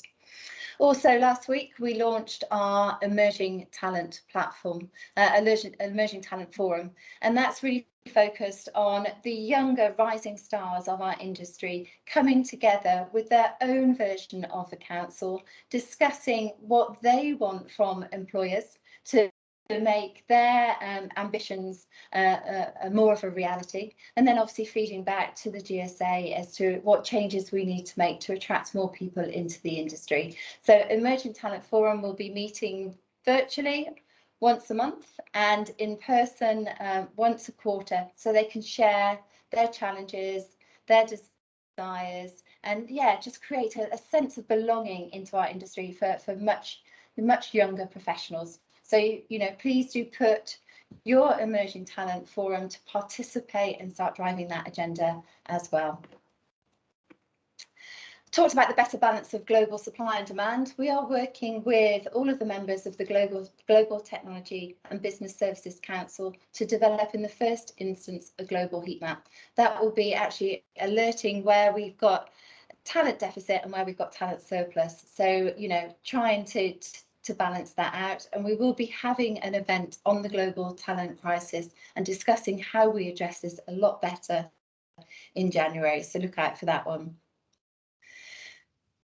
noticed through the work of the Global Technology and Business Services Council that every country was developing its own competencies and capabilities frameworks for professions, whether that was customer service profession, whether that was technology roles, whether that was sourcing professionals. So what we've agreed to do is look at actually combining that. So we've got one global view of competencies and capabilities. So we'll be bringing that to our national community and embedding that within the qualifications that we promote and we offer. Understanding future requirements. I gave the SASCOM and CIMA example. We will be sharing a lot more examples of conversion programs, so you can have it front of mind what skills you're going to need in the future, and how you go about reskilling into different professions. And obviously in the open talent side, we've got the ongoing work of the Open Talent Forum. Okay, so we have been given a top level view in our Open Talent Forum. We're now going to be moving on to much deeper dives. We're going to be working closely with John and Barry and sharing the work and participating in the work of the Open Assembly, so that we can help communities develop their models, understand what the art of the possible is, but to make sure that they do it by being really fair to the professionals and really secure in the way that they go about that. So top level view on much deeper dives on open talent. Sustainability is obviously going to be on every board agenda, and we believe that there's a different approach actually required for the service provider industry. So what we've seen so far is that all of our enterprise buyers are asking their tier 1, tier 2 service providers to fill in lengthy due diligence questionnaires on all things ESG. And then all service providers are having to fill in various different questionnaires for all of their customers. So we are investigating the opportunity of actually providing a service provider sustainability maturity index, which looks at service providers only needing to fill in these forms once. Obviously, we'll keep them updated and make that information available to a broad spectrum of their customers and prospective buyers.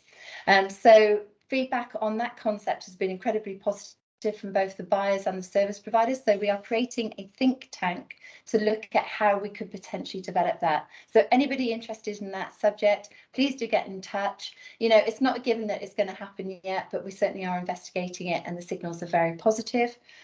But because we are a people industry, we're looking at measuring different things. We think we're pretty good on, where we are, as I said already, with environmental, and pretty good with governance. But there's a whole host of work that needs to be done on social. I think our industry has done too much lip service on the corporate social responsibility side of things, and we need to go a lot deeper. Painting playgrounds and sponsoring roundabouts is not nearly enough. We really need to look under the bonnets at proper inclusion and diversity agendas and targets, at their supplier diversity programs, at their use of responsible automation, and at their use of impact sourcing. These are really critical things for the people industry and service providers. So that's subjects that we're going to be looking at, and we're looking at replicating that on a global stage as well. So sharing examples of technology for good and programs like that will also be coming within our sustainability pillar. So I'm racing through these really quickly because there is going to be a written up document that explains all of this sent to you all as our proper published manifesto. So sourcing best practice, we have been doing this for years. We've got the Global Strategic Sourcing Standard. We carry on revising that, and you can map your competencies and capabilities and your areas of strength and weakness against the Global Strategic Sourcing Standard. Yeah, that's one area that we are continuing to push, and we are continuing to push the best practice for engaging with smaller players through the work that we've been doing with our Entrepreneurs Club, including the development of an SME code of conduct. And as we're about sourcing, it's not just about outsourcing. We also do look at shared services, and we are serialising a book by one of our council members all about how to set up a GBS. It's this book, Outsourcing by Constance Neuschweling. So we'll be serialising this and making this available to our community, well, starting in December, but throughout January and February as well. So lots more best practice, including best practice in contracting. The contracting work stream falls into our best practice pillar. And then obviously technology, everything is tech. We are going to be lobbying government on the issues and the challenges that we have in having access to enough students. The number of students studying technology related subjects has actually decreased by 25% over the last 2 years. That's a massive issue, and there's something significantly wrong with the way that technology is portrayed in schools and actually the way that it's taught in schools. And let's not talk about the national curriculum, but we are on the case of trying to attract and change the agenda to attract more and more people into tech. But what we're doing for our member community is we're continuing to run our Sourcing Tech series. That's covering all sorts of different technologies that we think you need to be aware of coming down the line. And then we're also looking at tech that sourcing professionals can use, as well as the whole subject of ethics. We did an event on the ethics of AI 2 or 3 weeks ago, absolutely phenomenal, to look at where risk and responsibility lies, and some of it absolutely does lie with procurement. So understanding the ethics of what you're procuring is really, really important. I believe now my penultimate slide. So we talked about CX, and we are going to continue with our think tank on the future of CX, and within that we'll be focusing on different techs that CX professionals should be thinking of, should be using to improve the CX journey all the time. So this concludes as our 2022 manifesto pledge for the industry. You know, we are going to be there for the industry to look at how it's changing and to help our members embrace those changes, but all whilst working to, you know, to best practice, and all while upskilling and attracting more and more talent into the industry, and all while doing it in a very socially responsible way. So so this is what the GSA is going to be bringing to you. I'll detail it all in a much more written document. But as I said right at the beginning, it is 35 years of us being in the industry next year. So we're going to be making a really big noise about it, and we hopefully will be doing that by bringing the Festival of Sourcing to you. That will be in the UK, but we'll also be doing it again across the global stage, and looking at some really big global matters that, you know, will be, you know, hugely impactful to our membership community here. So obviously I need to close with a bit of a shout out, and that is that we do need the support of everybody in the industry to come together and help us. We can't be competitive anymore. We really do need to be collaborative.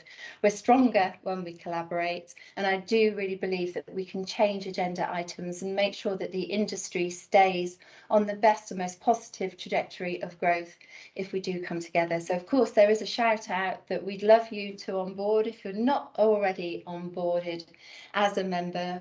You know, we'd love to see you come on board, either as a subscriber, ideally as a member, even more ideally as a strategic partner that would help us drive some of these agendas.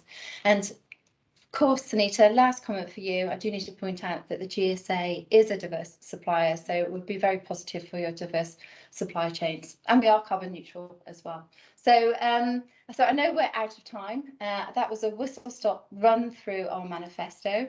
Anybody interested in hearing more, please do drop me a line. And as I say, I do promise that we will be posting out a written version of our manifesto to you this week. So thank you to everybody from the GSA Council for all the fantastic work that you do.